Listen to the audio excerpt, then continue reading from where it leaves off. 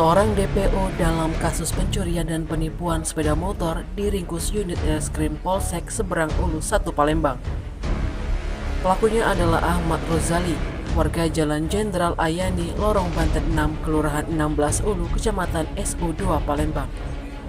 Rozali disergap petugas usai melakukan aksi pencurian dan penipuan terhadap Bungsu Maulana Putra, warga Jalan HM Riyacudu, Kelurahan 7 Ulu, Kecamatan SU1 Palembang.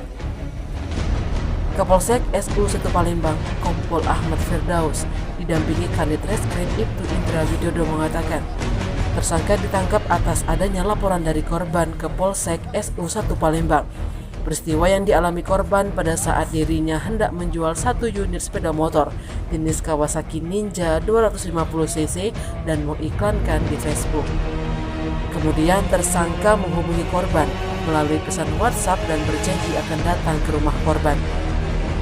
Keesokan harinya tersangka datang ke rumah korban dan menanyakan sepeda motor Kawasaki Ninja yang akan dijual.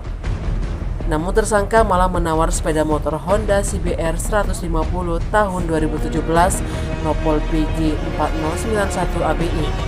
Memang korban menjual beli sepeda motor di rumahnya dan motor CBR 150 dijual seharga 20 juta.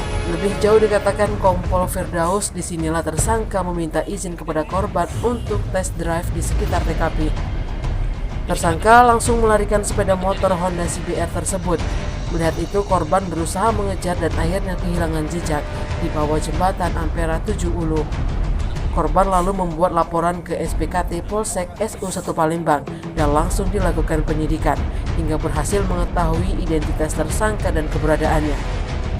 Lalu dengan cepat petugas melakukan penangkapan.